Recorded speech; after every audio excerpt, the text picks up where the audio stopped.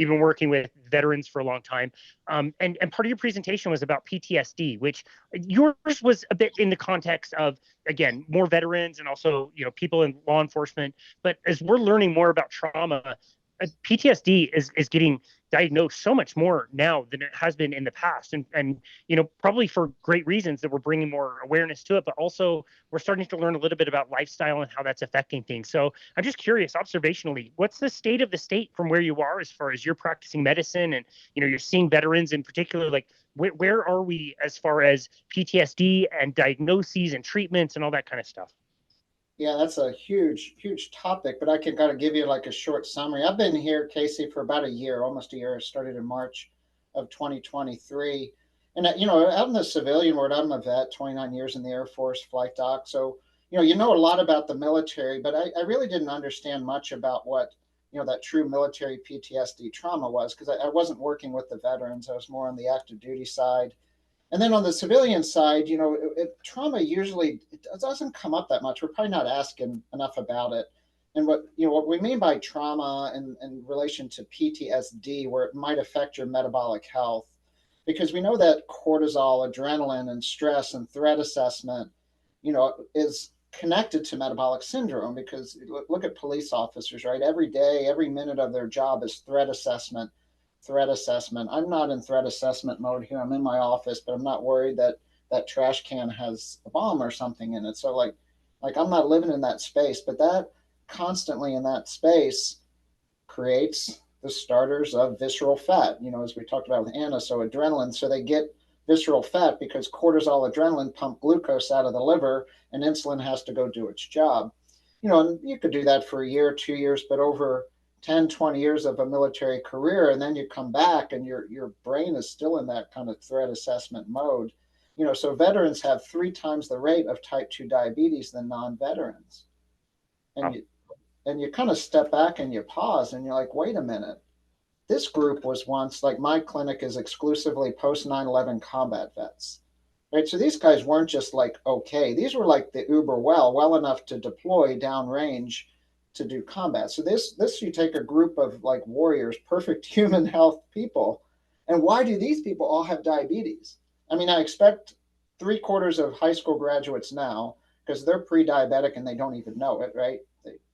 They're all going to be diabetic in 10 years. No surprise. But when you ask yourself, why did this group who were well, I think kind of the Occam's razor is really understanding the trauma. And I didn't understand that day one, but I started a database. We're studying this here. We're going to see our intervention, which is carbohydrate reduction, basically giving them that simple book, Low Carb on Any Budget, but just educating them on that connection. In my first 6 months, I didn't really see that connection that much in my face until I saw follow up. Right, because you give people the same information, have a nice 6 months. We don't have coaching programs or, come back in 6 months. If you're struggling, let me know how you're doing. So 85% of people manage to lose weight. And then there's the other 15% who either are sideways or going up. And then you're like pulling out, okay, what's different about this group?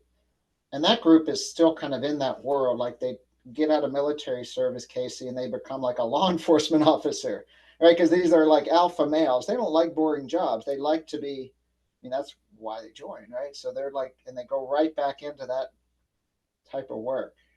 So like that's, I think, it's like a David Unwin experiment, right? So this is just observational data of what's going on. So that's, took like 9 months of work before I would even think about giving a talk on the topic, because it's all just theory until you see people and you talk to hundreds and hundreds of people.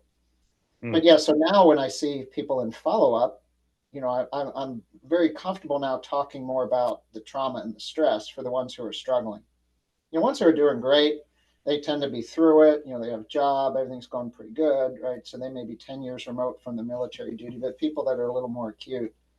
But yes, I think we have to deal with both sides, teach them. I mean, these folks can understand low carbohydrate. I haven't met a vegan vet yet, right? If I say, oh man, you got to eat more meat, oh, that sucks, right? No, these guys love meat. So actually the food part is, do you like meat? And they're like, well, yeah. do you like eggs, fish? Yeah, I mean, they all hunt, right? I mean, I'm in West Virginia. Most people have a weapon right in their car, right? That's, I mean, to use appropriately. So these folks like the diet, but they're sabotaged by the same stuff that everyone else is. Stress. They're going through their second divorce, night shift work, and just that cortisol stress, right? They're still in kind of threat assessment. Yeah, but it gives me hope that we can help these people, because the financial impact of type 2 diabetes, not just for the Veterans Administration, but for this country, it's an unsustainable financial burden. What was it? $400 billion is the financial cost of diabetes in 2022.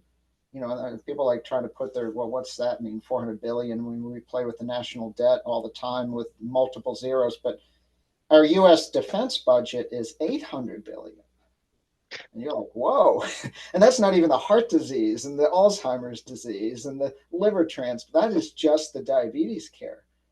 Unsustainable for, the viability of, your kids and my kids' future. So I don't want to be like a sky is falling person, but we have to figure out diabetes. Somewhere around 20% of the VA budget is diabetes care. And 50 years ago, when the VA was established for millions of veterans coming back from World War II, these folks were pretty well, right? Like type 2 diabetes was like, we didn't even know what it was. And, so, but now, like, if you look at, and all this stuff is public websites, I'm here not to share, like, I'm just sharing stuff that's out there that everyone can look up about, federal health care, veterans, people can look up the cost of diabetes for the country. It's all out there. But, the numbers of veterans in this country are going down. Right? I mean, the World War II generation, every Memorial Day, every, Veterans Day, there's a few World War II vets there. And, that number was in the millions, in the 60s. But the healthcare costs are going up. So we need to figure that out. If we can't figure out diabetes, which might be figuring out how to help the PTSD people more who get the diabetes. So that's my mission now. I've been here a year, and I come to work every day with joy, because we have great conversations. You laugh, you don't take this too seriously, and I tell them it's okay to eat meat, and we don't make it fancy or complicated because they're busy. And the other thing I think I learned too, just reinforced it from, reading the literature, about veterans and diabetes and my own practice, and then you see what's happening, is people don't want to be overmanaged. Like what happens in most healthcare systems is when someone is, having difficulty, or, we want to, manage their care more, more intervention, more coaching, this visit, that visit, see this person, we try to engage them more, join this program, this is going to be your weight loss program, do 24 virtual visits. And most people, when you do that, they kind of like, whoa, like, so we apply what's called minimally disruptive medicine, and that's actually a term from Victor Montoya in the Mayo. And I think the only way to treat diabetes is, how do you make this fit into the context of their life? So if we complicate it too much, they get what's called diabetes distress. And that's like in two questions, have you ever been overwhelmed by having to manage your diabetes? And they're like, oh, yeah. have you ever felt guilty about optimally managing your diabetes? And they're like, well, yeah. I mean, and everyone, like today, for example, I saw a veteran hasn't come here because he's burnt out with everything. He comes in today and hasn't been here since 2017, and his A1C is 14. Oh my goodness. Whoa, right? And he walks in, you don't even know, right? He looks pretty good, right? But we trained him, gave him 3 things, taught him how to check his sugar, taught him how to inject insulin, gave him the food list. He has my text message. We're going to follow him up tomorrow. So when he left, you feel good about this? It makes sense? Not too complicated? Good with it? Yeah, I'm good with it, Doc. Thank you. Cool. We'll see you tomorrow. So, yeah, I mean, I hope, because I think he's going to be good, right? Because it's like simple, right? The KISS thing. And it's 14, right? Everyone listening to this, oh, that's a problem. That's a problem. Yeah. That's a problem. Wow. But not tell him that, but I think he, C-peptide pending. I've seen people like that in a week not be on insulin anymore. Once they kind of blunt that counter-regulatory stress response that his body's in now, you kind of put the fire out a little bit. No.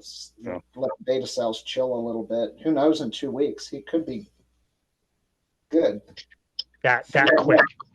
Yeah, it's crazy. It is. I mean, we see them, right? They come in and they're a mess. And that's not all. It depends on how long they've been diabetic. But some of them, like, I mean, it's like the daily miracles. We follow a lot of them. On my phone, I have the Libre app where you can follow all our CGM patients real time. And some of them will come off 80 to 100 units of insulin, like in 2 days, never look back.